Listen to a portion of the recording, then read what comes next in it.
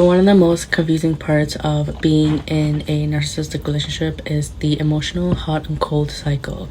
In a healthy relationship, there is love, care, and respect that doesn't disappear every time there's a disagreement. Healthy couples argue, they have conflict, they get frustrated with one another, but the foundation of emotional safety still remains. You don't have to earn kindness by staying silent, shrinking yourself, or walking on eggshells. But with the narcissist, the warmth often comes with conditions. They're warm when you're complying. They're warm when you're putting their needs first. They're warm when you're avoiding topics that might trigger them. They're warm when you're making yourself smaller to keep the peace. But the moment you challenge them, call out a behavior, set a boundary, or begin seeing them for who they really are, everything changes. Now they become cold, distant, critical, angry, controlling, or even emotionally unavailable. And that's what creates the addiction to the cycle, because now you're constantly trying to get back to the warm version of them. I remember when I was deep into that cycle as well. Every day felt unpredictable.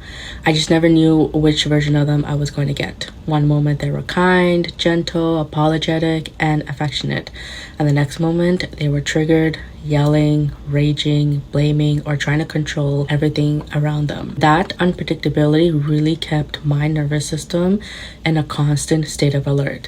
And when you're repeatedly pulled from moments of calm, connection, and safety into moments of fear, tension, and emotional chaos, your body never gets to fully relax, and mine never did. You start scanning for danger. You start overthinking every word you say. You start trying to prevent the next explosion before it happens. Your heart, your mind, and your body slowly adapts to living in survival mode. And after months or even years of this cycle, many of us leave the relationship wondering why we are still anxious, exhausted, hypervigilant, or even emotionally dysregulated. And the answer to that is that our nervous system has been conditioned by unpredictability, because the hot and cold behavior wasn't love.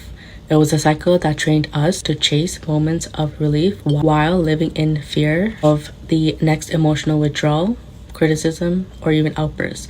So healing begins when you stop chasing the warm version of them and you start recognizing that real love doesn't require you to abandon yourself to receive it. Real love feels safe. Real love feels consistent. And real love doesn't make you question every day whether you'll be cherished or punished. So the question of the day is were they actually loving you consistently, or were they rewarding your compliance and withdrawing affection whenever you became too independent, too aware, too difficult to control?